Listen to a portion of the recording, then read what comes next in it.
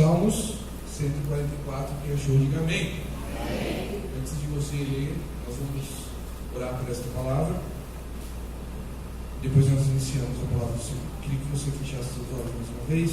Obrigado, amado Jesus, por todo este culto, pela adoração, pelas ofertas, pelo amor, pela intercessão, pelas famílias. Nós cremos que o Senhor já está entrando com providência sobre as vidas. E neste momento em especial, pela Tua palavra lida aqui, ela é mais importante que tudo aqui. Nós estamos com os nossos corações abertos e dispostos para ouvir o que o Senhor tem para nós essa noite. Nós precisamos, desejamos ouvir a Tua voz e ser transformado pelo Senhor. Não queremos sair daqui da mesma forma que entramos. E nós cremos que a Tua palavra ela é real e ela pode fazer esse milagre no nosso coração. Então, em nome de Jesus, que o Senhor esteja fazendo a Tua obra conforme o Teu querer, que o Espírito Santo se sinta livre, à vontade para agir em nossas vidas. Assim nós oramos e agradecemos. Amém. Segura a palavra aí, eu quero falar com você algumas coisas. Nós estamos começando, hoje é o quarto culto da ECAP, Encontro de Comunhão, Adoração e Palavra, é isso que significa essa sigla. E nós, de alguma forma, temos visões sobre a Palavra de Deus, algumas coisas têm sido ainda formadas, outras nós já temos formados em nós, e conforme o tempo nós vamos passando isso conforme os cultos, Alguns irmãos que têm nos procurado alguns dos líderes para dizer, olha, eu gostaria de saber mais, qual é a visão de vocês e tal. Nós vamos falar um pouquinho sobre isso, talvez, se assim Deus nos permitir e sentir que é esse tempo, e eu estou orando junto com alguns irmãos sobre isso, nós vamos falar isso na próxima ceia. Por quê? Porque nós temos ainda alguns assuntos, algumas palavras, alguns discipulados, vamos dizer assim, que precisamos ser tratados.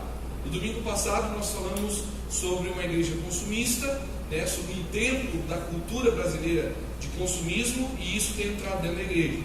Hoje eu quero falar um pouco sobre esse conceito também que é colocado na igreja consumista sobre vitória, batalhas e guerra. É uma igreja que traz esse assunto de uma forma individual, onde nós temos nossas batalhas e guerras, olhamos os nossos inimigos muitas vezes em pessoas e cremos na vitória, onde Deus vai destruir ou acabar ou humilhar essas pessoas. Então entenda que desse tempo para nós, porque nós estamos aqui nos reunindo, ainda não é uma igreja e não temos pressa para isso. Nós estamos reunidos aqui em nome do Senhor, e eu creio que Deus vai falar a cada dia o que Ele quer revelar no nosso coração. Então nós temos ainda alguns domingos que eu quero compartilhar mais alguns assuntos de discipulado, de palavra, para mudar um pouco a nossa visão, que muitas vezes é fechada, e você vai entender um pouco do porquê daquela palavra de consumismo. Talvez alguns possam ter pensado, não, eu não sou assim. E aí você vai entender, conforme alguns domingos, esses assuntos que você vai dizer, nossa, eu pensava dessa forma. Então eu estava caminhando para um lado consumista. E essa palavra vai revelar um pouco sobre isso. Eu pedi para você abrir em Salmos, e Salmos é uma das palavras que mais se fala sobre batalha, guerra e vitória. Quando nós olhamos canções, provavelmente você não vai ver cantar aqui. Quando você ouve às vezes pregações, que talvez você também não vai ouvir falar aqui, normalmente a base desta palavra é Salmos. Essa semana eu estava assistindo um seminário de teologia e foi se perguntado isso, foi abordado esse tipo de assunto, onde foi dito o quê? A pergunta foi, nós vivemos um tempo onde a igreja tem esse consumismo e tal, e aí se usa as palavras de Salmo, e as palavras de Salmo estão lá escritas, elas dão base para aquelas canções, para aquelas palavras. Como vocês, pastores, veem isso? E aí eles deram uma resposta muito exata sobre aquilo que faltava para eu completar a minha palavra hoje, que eu quero compartilhar com você. Quando nós olhamos para os Salmos, como esse que nós vamos ver daqui a pouco, muitas vezes nós trazemos para esse lado de batalha, comparando-nos com Davi. Davi era um homem que tinha suas guerras, tinha suas lutas, ele era um rei, havia um exército, e ele lutava, ele batalhava, e ele pedia vitória para o Senhor. Mas a questão é que, no Antigo Testamento, até ali com Davi, os inimigos de Davi não eram exatamente pessoas, e sim aqueles que iam contra a aliança de Deus. É importante entendermos isso, porque se nós pegarmos o Antigo Testamento e queremos viver eles e aplicar ele pessoalmente na nossa vida, é natural que nós vamos errar e vamos contradizer a própria palavra a partir do Novo Testamento. Salmos é escrito e relata as histórias de Davi, porém, as guerras que Davi tinha e as lutas que ele tinha com pessoas, não era no pessoal em odiar ou querer matar alguém, mas era porque aquele alguém estava indo contra a aliança de Deus. Normalmente o que acontecia é que era um povo que tentava usurpar o povo de Israel, ou tentava tomar a sua terra, ou impedir que o povo prosperasse, e assim tantas outras coisas que aconteciam. A questão é que Deus nunca odiou o homem, Deus nunca quis matar as outras pessoas. O que Deus estava ajudando o povo era para que as nações olhassem e vissem que o povo de Israel era bendito, porque havia um Deus sobre aquela nação. O que Deus queria mostrar quando Davi vencia uma guerra, não era mostrar assim, olha, Davi é o exaltado e o Golias é o rebaixado e ele não merece nada e ele merece ser morto. Não é isso. Deus também amava aquele povo filisteu, Deus também queria salvação para a vida deles. Mas eles tinham outros deuses e outra direção na vida deles. Então, fica natural que havia guerras, havia diferentes visões, e aí Deus abençoava o povo de Israel. Mas isso na graça muda tudo, porque Deus, o próprio Jesus diz, ama o seu próximo como a ti mesmo. Então não tem como eu olhar para uma pessoa e enxergar nela inimigo usando a base de Salmos, porque a partir da nova aliança, da graça de Jesus, todos nós somos iguais, somos homens. Aliás, isso sempre aconteceu. Quem fazia essa diferença era o próprio homem que se desviou dos caminhos de Deus. Então entenda só essa introdução, que é Salmos e todo o Antigo Testamento que revela sobre batalhas, guerras, vitórias, não está dizendo que Deus odiava um povo, não está dizendo que aquele povo filisteu, ou aquele povo dos moabitas, ou qualquer outro povo, era inimigo daquele povo de Israel e eles mereciam a morte. A verdade é que eles estavam longe de Deus, mas se eles quisessem se voltar ao Pai, era só eles irem até o templo, era só eles fazerem o sacrifício, e assim por diante eles teriam acesso a Deus. É importante entendermos isso, porque se nós começarmos a olhar os Salmos e o Velho Testamento dessa forma, nós enxergamos agora como revelação da graça de Deus. Você entende que havia um Deus, e no Antigo Testamento, mostrando o seu poder, mostrando aqueles a quem Ele ama, mostrando que Ele é fiel a esse povo, e aí agora vem uma nova aliança, trazendo essa nova visão, onde todos agora têm acesso mais rápido. Não precisa sair lá do Japão e correr em Israel para sacrificar. Lá do Japão mesmo, onde ele estiver, ele pode se prostrar e Jesus vai abençoar a vida dele e ele vai ser um servo de Deus. Isso é a graça que nos fez.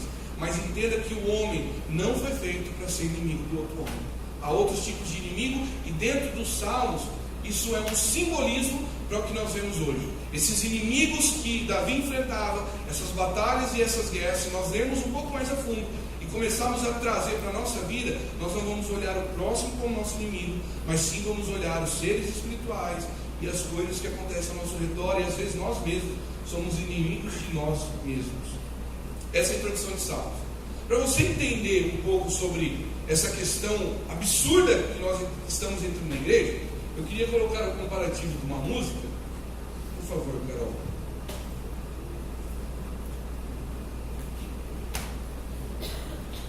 Olha só que interessante. Aqui tem uma música, e desse lado é uma outra música. Vamos ver essa música aqui primeiro. Olha lá. Quem acha que perder é ser menor na vida? Olha lá quem sempre quer vitória e perde a glória de chorar. O autor diz: eu que já não quero mais ser um vencedor, levo a vida devagar para não faltar amor. Eu que já não sou assim muito de ganhar, junto as mãos ao meu redor, faço o melhor que sou capaz, só para viver em paz. Do outro lado nós temos uma canção, talvez você conheça, chamada Sabor de Mel. Uma parte dela diz: quem te viu passar na prova e não te ajudou, quando ver você na bênção, vão se arrepender. Vai estar entre a plateia e você vai dar um pau. Vai olhar e ver Jesus brilhando em você.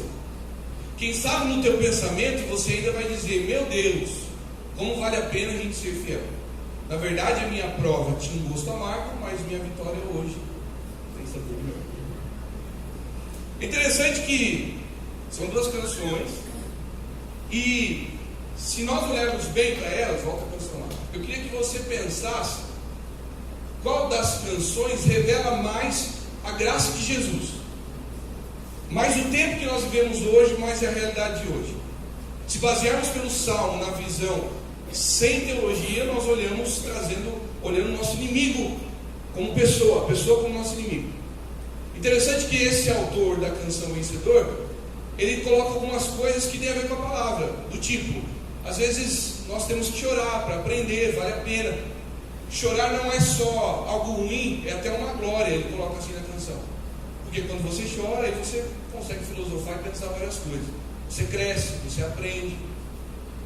Ele que já não quer mais ser um vencedor, ele leva a vida devagar, porque ele não quer que falte amor. E aí ele fala aqui embaixo que eu não sou assim muito de ganhar, eu junto as mãos, faço o melhor que eu sou capaz, para viver em paz. Se olharmos a graça de Jesus, a gente consegue compreender melhor, eu associo o Novo Testamento a essa canção, né? De um povo que teria aflições no mundo, mas tem bom ânimo que Jesus venceu esse mundo. Porém, se eu olho para essa canção Sabor de Mel, nada contra a pessoinha que fez ela, mas ela diz e coloca as pessoas ao nosso redor como inimigo. Quem te viu passar na prova não te ajudou. Sabe o que vai acontecer? Quando ele vê você na bênção, ele vai se arrepender. Você vai estar na plateia, eles vão estar na plateia e você no palco. E ainda diz que vai ver Jesus brilhando em você. Não sei como. Quem sabe no teu pensamento você vai dizer: olha só, meu Deus, como vale a pena a gente ser fiel. Quer dizer, vale a pena a gente ser fiel. Humilhar o outro não quer dizer que valeu a pena ser fiel. A minha prova tinha um gosto amargo, eu chorei, não adiantou de nada, foi difícil, foi duro, não aprendi nada com aquilo, porque o importante é que minha vitória hoje tem um sabor de mel. O pior de tudo é que essa canção, Vencedor e a Sabor de Mel, uma é de uma cantora evangélica, Damares, e a outra cantora, a Vencedor, é do grupo Los Hermanos, que é um grupo secular. Se a gente analisar bem dentro da palavra, qual é a surpresa? A surpresa é que alguém que é do mundo está vivendo mais a graça de Deus do que alguém que é evangélico.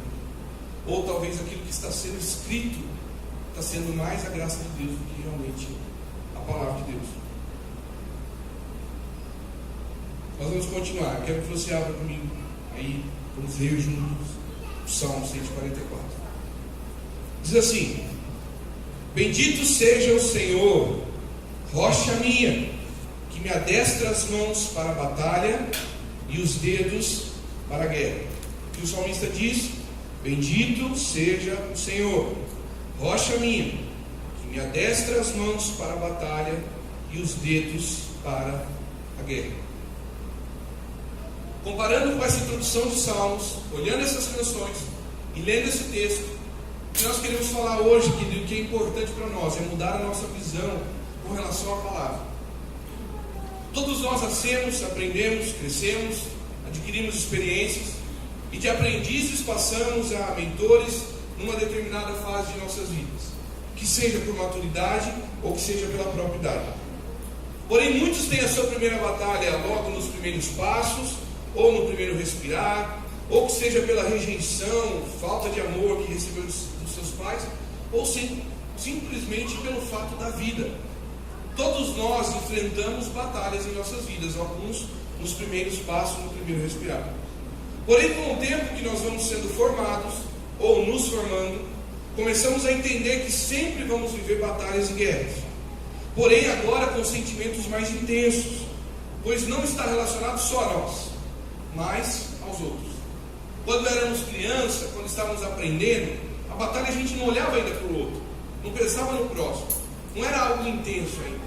Nós lutamos talvez pela saúde, pela vida, pelo respirar, para viver, mas chega um momento que essas lutas e batalhas começam a se tornar mais intensas no nosso coração, porque agora está relacionado a sentimentos. Chega num momento de nossas vidas que entendemos a malícia da vida e começamos a viver batalhas não só na saúde, no caráter, para sobreviver, mas nós vivemos batalha contra pessoas, amigos, família, muitas vezes construindo guerras por coisas e situações que nos sentimos prejudicados ou atacados. Essa canção Sabor de Mel encaixa muito bem nisso. Mas Paulo nos ensina algo interessante. Eu queria que você abrisse comigo em Efésios 6, no versículo 12. Deixa os salmos aí abertos depois. Mas agora nós vamos abrir em Efésios 6, versículo 12.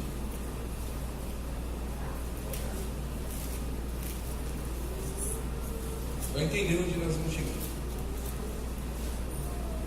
Efésios, capítulo 6, versículo 12.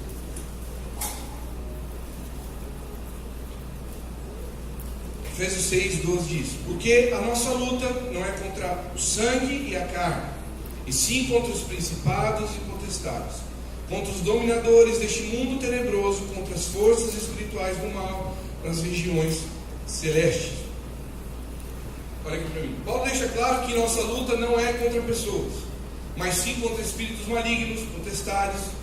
Ou seja, ele está dizendo sobre algo espiritual. O contexto de Efésios fala de uma armadura espiritual.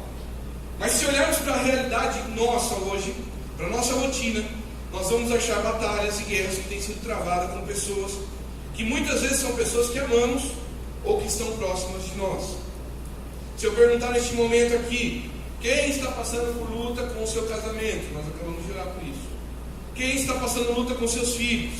Com seus pais? Quem está passando luta com seus amigos? Com alguém no seu trabalho? Provavelmente nós teremos alguém passando por alguma dessas situações. Então seria muito maldoso da minha parte vir aqui e dizer que Deus me revelou que há alguém aqui passando por uma luta no casamento, ou que há alguém aqui passando por uma luta no trabalho. Nós olhamos muitas vezes as pessoas que não têm relação familiar muito mais ainda como inimigos. É interessante frisar também de como as pessoas passam de amadas e odiadas em pouco tempo. Nós falamos que amamos hoje, amanhã uma escorregada, uma mancada, e nós dizemos que nunca amamos. E dependendo da visão e da situação, onde nós julgamos uma possibilidade de erro, uma impossibilidade de erro, onde eu digo assim: se fosse eu não teria feito dessa forma. Nós levantamos a bandeira e declaramos guerra. É assim que começa dentro de casa, é assim que se estabelece uma guerra no trabalho, ou com amigos, ou com aqueles que nós nos relacionamos. É a hora que eu começo a olhar para o outro e dizer: se fosse eu teria feito de uma forma diferente. Se fosse eu não teria feito assim. Ele errou, ele pisou na bola. E de repente, aquele que nós mais amávamos e dizíamos que era alguém de Deus, bênção, no outro dia nós estamos odiando. Então, eu quero te levar a pensar como que as batalhas da nossa vida nascem. Porque nós estamos falando de uma Bíblia que diz que nossa luta não é contra a carne ou sangue. Só que se nós olharmos para a nossa vida diária e de rotina, nós vamos achar alguém em quem estamos batalhando ou guerreando nessa semana talvez. Porém, esse alguém talvez um dia foi amado e de repente por algum erro, que eu julgo dizer que se fosse eu talvez não teria errado daquela forma, nós começamos a dizer que odiamos aquela pessoa. A palavra batalha no hebraico, que é relatado no Antigo Testamento, ela traz uma conotação de luta com justiça, guerras que Deus estava à frente. Ou seja, o objetivo de uma batalha, na época de Davi, na época do Antigo Testamento, não era por não gostar de alguma coisa do outro, de uma forma de viver ou de uma palavra dita, mas Deus era com o povo quando a vida, a prosperidade, a paz de Israel, quando a aliança de Deus era ameaçada. É importante nos atentarmos nisso, que batalha, nos salmos aqui que nós vemos, não há uma conotação com relação a odiar o outro. Não, o foco não é matar o outro, pelo contrário. A conotação desse texto, o foco deste versículo, esse significado de batalha, tem a ver com justiça. Ou seja, nós somos injustiçados e aí por isso então nós vamos batalhar. Davi ia para as guerras não é porque ele amava guerrear. Davi ia para as guerras porque era necessário, porque era a forma que Deus ia fazer justiça. Na Bíblia, a mensagem de Eugênio Peterson, um teólogo, o versículo 1 de Salmo 144 está traduzido assim. Talvez provável que você não tenha essa Bíblia aqui, mas diz assim: bendito seja o Eterno, minha rocha, que me treina para lutar com justiça e habilidade. Essa é a versão da Bíblia, a mensagem. Ou seja, analisando esses pontos, não acredito num Deus que vai nos fazer vencer só porque queremos ser exaltados perante o próximo. Deus não vai fomentar, Deus não vai alimentar o nosso orgulho. Uma canção como essa, Sabor e Mel, e nada contra essa canção, não, tudo contra essa canção e com essa cantora, assim. Mas eu estou dizendo assim, não odeio ela, Deus tem misericórdia da vida dela. Mas o que nós queremos trazer aqui, querido, é que a gente comece a entender, de olhar para o próximo realmente com amor, porque não tem como eu amar e odiar ao mesmo tempo.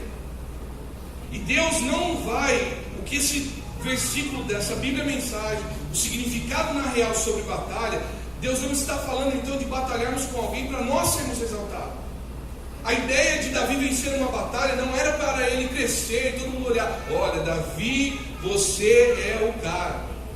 Davi, olha, exaltem Davi, porque os outros têm que ser rebaixados, porque Davi é Davi. A ideia de Deus não era alimentar o orgulho de Davi. A ideia de Deus era mostrar para as outras nações que havia um Deus verdadeiro sobre aquele povo. Por isso que, quando o povo de Israel estava longe de Deus, o que acontecia? Eles perdiam as batalhas. Quando o povo estava longe de Deus, o que acontecia? Eles perdiam as guerras. Eles venciam quando Deus achava que era justo eles vencerem. Ou seja, o foco da guerra e da batalha é para a glória de Deus. O foco da guerra e para a batalha é para que Deus mostre que Ele é Deus e não para que eu seja exaltado. Estar no palco e as pessoas na plateia, Deus não quer alimentar esse orgulho em nós. Para eu olhar, isso quer dizer que eu olho a pessoa de cima e a pessoa está embaixo, eu olho para ela e digo assim, olha, eu estou no palco, você está na plateia. Você vai me assistir agora vencendo. Não é essa a ideia de Deus. O que Deus está falando na palavra, o que acontecia em Salmos, é que Deus fazia aquele povo vencer. Lutava batalhas, mas porque Deus queria fazer justiça na vida daquele povo e mostrar a sua justiça. Na verdade, tudo que vem de Deus precisa haver justiça. Podemos viver batalhas e guerras, mas ela não pode ser para injustiçar alguém. Ela precisa realmente ser para a glória de Deus. Fala para a pessoa que está do teu lado assim, a tua luta, a tua batalha, não é para a tua glória, é para a glória de Deus. A questão, amado irmão, é que na vida estamos sujeitos a batalhas, a guerras, que sejam espirituais, que sejam pessoas sendo usadas por espíritos malignos, que sejam amigos, que sejam família, companheiros de rotina, pessoas que nem fazem parte de nossa vida cotidiana ou sentimental. Por causa de um pré-julgamento, de atitudes emocionais de raiva, pela atitude natural de um homem carnal, minha ou do meu próximo, ou pela contingência do mundo. A verdade é que todos nós estamos sujeitos a batalhas da vida. Dentro dessa reflexão, eu quero destacar alguns pontos e princípios biblicamente sobre com quem nós lutamos. Eu queria que você abrisse comigo em 1 João 3:11.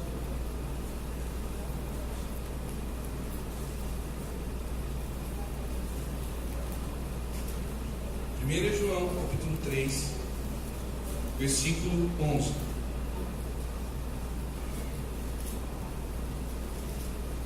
Primeiro ponto, primeiro princípio sobre as batalhas, com quem elas são. Meu próximo não é meu inimigo. Olha o que diz em 1 João 3, versículo 11. Porque a mensagem que ouviste desde o princípio é esta: que nos amemos uns aos outros, não segundo Caim, que era do maligno, e assassinou a seu irmão. E por que o assassinou? Porque as suas obras eram más e as de seu irmão justas. Nosso próximo não é nosso inimigo. Muitas vezes nós odiamos sem saber o motivo. Levantamos guerras por coisas banais. E é importante entender que as pessoas não são inimigos, são como nós, criados por Deus. Olha aí para o seu do teu lado e fala assim, ó, você não é meu inimigo. Você é meu amigo, meu irmão. Muitas vezes nós colocamos a culpa no outro daquilo que nós temos que mudar. É o que aconteceu com Caim. O foco de Caim foi odiar o seu irmão Abel por ter entregado uma oferta melhor. E a verdade é que ele deveria ter feito uma oferta melhor. Se ele errou agora, ele se arrepende e ele entende que a desaprovação de Deus era só para melhorar a vida dele. Mas o que é mais fácil e o que muitas vezes nós fazemos? Nós pegamos a culpa, ou nós pegamos o que nós deveríamos mudar e colocamos sobre o outro, sobre o próximo. Por isso, em meio a essas guerras que se levantam pelos sentimentos gerados, se atente para o que Deus quer trabalhar em você, no seu caráter, para que suas obras sejam as justas, e quem há de julgar e definir isso é Deus. Se Caim tivesse olhado para a sua obra e dito: Deus, eu sou pecador, me perdoa, eu vou entregar algo melhor, talvez Abel não teria morrido. Segundo princípio: batalhas espirituais se vencem com armas espirituais. Abra em Efésios, capítulo 6, versículo 13. Efésios 6, versículo 13.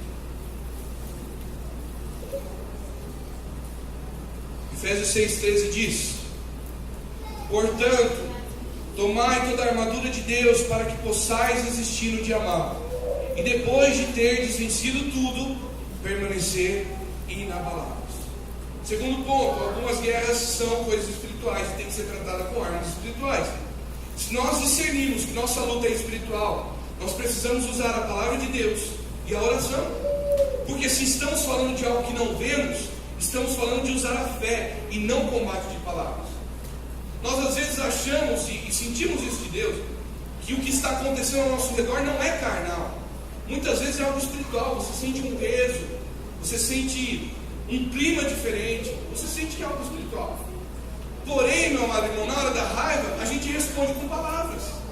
A gente responde da mesma forma, como se a batalha fosse carnal. Se é espiritual, nós precisamos tratar com armas espirituais. E quais são as armas espirituais? Palavra, oração, jejum. Como eu vou lutar com algo espiritual? Derramando palavras sobre o meu próximo, sobre alguém.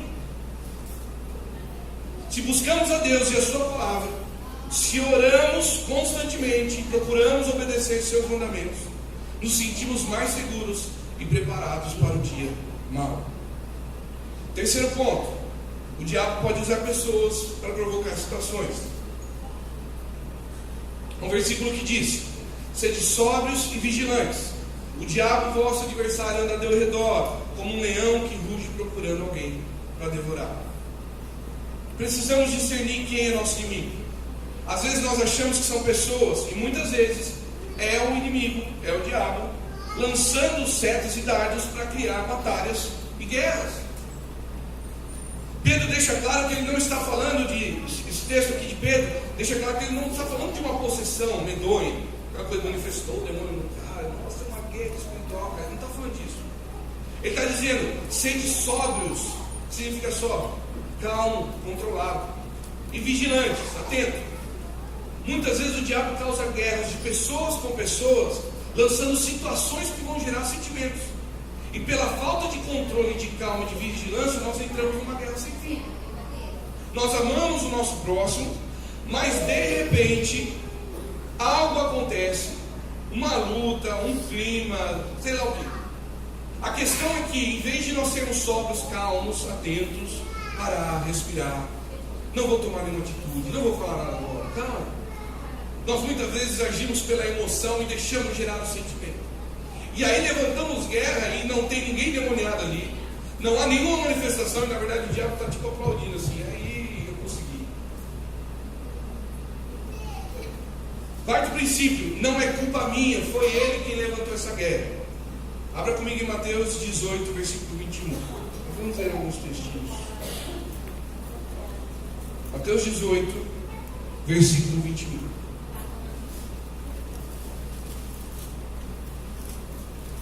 Não é culpa minha, foi aquele outro que levantou essa guerra. Olha o que diz em Mateus 18, versículo 21. Então Pedro, aproximando-se, lhe perguntou: Senhor, até quantas vezes meu irmão pecará contra mim, que eu lhe perdoo? Até 7 vezes? Respondeu-lhe Jesus: não te digo que até 7 vezes, mas até 70 vezes 7. Eu sei que eu gosto do hebraico, mas no hebraico, essa palavra vezes 7 significa inúmeras e incontáveis vezes. Talvez eu precisava 70 vezes 7, não, 7 vezes 70 é tanto, 70 vezes 7 é o mesmo tanto, e aí eu vou colocar um limite e depois eu não preciso perdoar mais. Não é isso. 70 vezes 7, esse vezes 7 é inúmeras e incontáveis vezes. Perdão não há limite de quantidade. Antes de pensarmos que perdoar tem a ver com ser bobo de alguém, perdoar tem a ver com expressar a misericórdia e a bondade recebida de Deus em nossas vidas. Então, antes de eu dizer, não é culpa minha, foi o outro que levantou essa guerra, foi ele que errou, foi ele que pisou na bola, foi ele que fez algo que eu não esperava, a Bíblia fala para nós perdoarmos. Mas eu já perdoei 70 vezes 7, mas em inúmeras e incontáveis vezes. Mas aí eu vou parecer bobo. Não, você não vai parecer bobo, porque você vai estar expressando o perdão de Deus na vida da pessoa. Porque nós também erramos inúmeras e incontáveis vezes com Deus, e Ele sempre nos perdoa. E a palavra na oração do Pai Nosso diz: perdoai as minhas ofensas, assim como eu perdoo aquele que tem me ofendido. Se eu não sei perdoar inúmeras e incontáveis vezes, da mesma forma o Senhor não me perdoará inúmeras e incontáveis vezes. Precisamos aprender a viver o perdão verdadeiro. Falamos que perdoamos, mas em situações corriqueiras da vida, a primeira coisa que guardamos no coração é o erro do outro. Você entendeu até aqui? Quinto ponto e último é a contingência do mundo. João 16:33, isso não precisa abrir, eu vou correr. Mas diz: essas coisas vos tenho dito para que tenhais paz em mim. No mundo passais por aflições, mas tende bom ânimo, eu venci o mundo. Jesus deixou claro que no mundo a gente teria aflições, que faz parte da vida passar por questões de batalhas de guerra. Eu não estou dizendo isso, querido, para nós olharmos para o Evangelho, para a nossa vida, num sentido de conformidade. Então é assim, não tem o que fazer, eu vou ficar chorando a vida inteira. Jesus venceu o mundo, mas muitas vezes nós travamos batalhas e guerras pelas consequências de escolha, pelas corrupções, pela falta de amor, pelo estresse e um monte de coisa. Isso é contingência do mundo. Nós vivemos num mundo onde tem carro demais. Talvez isso aqui em Jaguariúna não aconteça tanto, mas você vai para São Paulo, você sabe o que é isso, ou um pouco de Campinas já consegue saber. E aí quando tem carro demais, se estressa demais. E aí você fica muito nervoso, e tem gente que sai dando tiro se alguém buzinar para ele. E aí aconteceu uma tragédia, meu Deus, mas ele estava com tanta raiva. O que é isso? É a contingência do mundo. É a falta de controle que o homem perdeu de Deus. Achando a causa, pedindo sabedoria a Deus, a minha atitude vai ser aquilo que pode mudar, resolver ou amenizar, obtendo assim em Jesus a vitória. Eu quero que com essa palavra, irmãos, que nós tiremos o foco de olhar para as batalhas e guerras de nossa vida e olhar o nosso próximo como inimigo e achar que a hora que Deus derrubar a vida dele, ou a hora que Deus me exaltar, ali eu recebi a minha vitória. Ou não, que quantas vezes quando foi orado ou profetizado, Deus vai te dar vitória, você não pensou em algo que você queria ser abençoado. Em vez de olharmos para Deus e dizer: Deus, eu recebo a tua vitória, mas a tua vitória não significa derrubar o outro ou me exaltar. A vitória do Senhor significa vencer e acabar com essa batalha. Porque no coração de Deus não está para nós ficarmos batalhando e guerreando com pessoas, com a nossa família, com amigos, com companheiros de trabalho. Então, primeiro, o que nós aprendemos aqui hoje: se é espiritual, nós lutamos com armas espirituais: oração, palavra e jejum. É para transformar o meu caráter essa batalha que está acontecendo? Então eu vou ser humilde, reconhecer, confessar os meus erros e aprender com essa situação. A canção Vencedor de Los Hermanos é uma canção praticamente evangélica. Não sei o que estava no coração deles, mas ele dizia que a glória de chorar é saber que ele está numa batalha da vida. Ele pode até chorar ali, mas aquela batalha vai fazer com que ele aprenda alguma coisa para viver em paz depois. É para o meu próximo, eu vou ajudar ele então. Se eu estou vendo que Deus está querendo transformar alguma coisa no meu cônjuge, no meu filho, nos meus amigos, no próximo, ele está precisando de receber algo nessa situação, eu não vou lá e ajudar. Deus está me usando para arrebentar a vida dele. Não. Deus quer te usar para ajudar, amenizar e ensinar o que ele precisa ser mudado também. Eu vou ajudar ele não causando mais batalhas, aconselhando, mostrando a palavra, ajudando a vencer e passar por essa prova. É da contingência da vida, das aflições do mundo. Eu oro para Deus me ajudar e suportar. Procuro meu irmão que possa me acolher. Não deixe a fé enfraquecer e eu permaneço fiel. Nós precisamos olhar para as guerras e batalhas de nossas vidas que têm envolvimento com pessoas e saber qual a causa daquilo para nós orarmos e acabarmos com isso. Porque a verdade é que todo mundo quer viver em paz. Mas eu não sei se já aconteceu isso com você. Quando você achou que recebeu uma vitória, não passou um pouco tempo e aí já começou uma guerra de novo. Aí tem a canção que diz sobre isso. Não. Quando mal venceu uma luta, já há uma outra começando. Será que as lutas não estão nos iniciando para nos ensinar algo? Será que a luta talvez não está se iniciando para eu aprender a batalhar espiritualmente? Para eu buscar mais a palavra, jejuar mais e viver em oração? Porque, irmão, esse é o primeiro princípio. Se eu não busco a Deus, se eu não oro, se eu não leio a palavra, se eu não desafiar a conhecer a Deus na minha semana, nossas lutas e batalhas vão ser com pessoas. Começa por aí o princípio. Você vai olhar para o teu próximo e você vai amar ele hoje, e se ele pisar na bola com você, amanhã você levanta uma guerra e odeia ele. Você vai sair na rua e num trânsito, ou num estresse, ou numa humilhação, ou alguma situação que acontecer que você se sentir ofendido, você vai levantar sua voz e vai brigar, ou você vai virar as costas e sair em sinal de protesto. Se nós não começarmos a analisar primeiro espiritualmente e estar blindados com jejum, oração e palavra, já começamos errando a nossa vida. Será que Deus está querendo me ensinar algo que está acontecendo? Será que eu não preciso aprender a falar um pouco menos? Será que eu não estou precisando aprender a provocar um pouco menos? Será que eu não estou precisando aprender a me comportar mais? Será que eu não estou precisando aprender a ter paciência? Será que eu não estou precisando aprender a ensinar? É para o outro. Se o outro está precisando, eu vou ajudar ele a arrebentar a vida dele. Não, eu sei o que é passar por uma batalha. Vem cá, irmão. Deixa eu orar por você. Isso que está acontecendo, eu sei que você está estressado, talvez está passando por um momento difícil na sua vida. Vem cá, eu não estou aqui para ajudar na sua batalha e lascar a sua vida. Eu estou aqui para te abençoar. É olhar para a pessoa do teu trabalho que é do mundo e você sabe que ela não tem conhecimento, não entende o que é espiritual. Deus está então querendo trabalhar na vida dela e pode ser uma oportunidade de você virar e dizer: olha, Deus pode mudar a sua vida.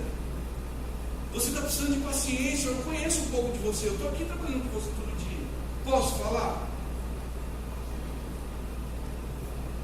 Se talvez é do resultado do mundo onde nós viemos parar hoje, se é pela corrupção, se é pelo mal-estar, se é pelo povo que tem sido deixado de lado pelos políticos, aí nós só temos que orar e não deixar enfraquecer a fé, e aí precisar do outro irmão. Quando a gente estiver desanimado, mas esse mundo que não para, olha o que aconteceu com meu filho lá, olha o que aconteceu com aquela pessoa lá, eu estou chocado, cara. Então vem cá, irmão, vamos orar junto. Deixa eu te ajudar. Porque todos nós estamos sujeitos à contingência da vida. Voltando aos Salmos, e encerrando, entendendo sobre as batalhas e guerras da vida, atentemos para o versículo 1. Bendito seja o Senhor, rocha minha, que me adestra as mãos para a batalha e os dedos para a guerra. Olha aqui, ó. Adestrar, aprender e ensinar. Mãos, força e poder. Dedos significa dedos dos pés. O que na verdade esse texto está dizendo é que aqueles que têm Cristo como rocha, como base, entendem as suas batalhas e guerras e são vencidas pelo ensinamento, pelo treinamento de Cristo. Cristo, que é a rocha, adestra as minhas mãos para a batalha e os meus pés para a guerra. Olha o que diz mais: se Deus treina nossas mãos e dedos, fica claro que será natural da vida, pequenas situações, mas que são treinamento para as batalhas e guerras que enfrentaremos. Por isso que muitas vezes nós não estamos prontos para as batalhas da vida, irmãos, porque muitas vezes não aceitamos o adestramento de Deus em nossas mãos. Sabe por que às vezes nós não estamos preparados para uma batalha que vem? Sabe por que nós não temos a paciência que precisava ter na nossa família? Sabe por que nós não conseguimos vencer essa dificuldade financeira que estamos passando no casamento? Porque nós não aceitamos as vezes que Deus quis nos ensinar nas pequenas coisas. Não olhamos para as pequenas atitudes como ensinamento, olhamos como guerra pessoal. Se nós parássemos para atentar que Deus está querendo nos ensinar algo, quando viesse a batalha maior, nossas mãos estariam adestradas, a nossa força estaria revigorada, porque é a rocha que Jesus me ensinou. Analisando o significado mais fundo das Escrituras, o salmista está falando de ser ensinado, treinado, suas forças para batalhas e os seus dedos dos pés, que na Bíblia revela o caminhar, ensinado para a guerra.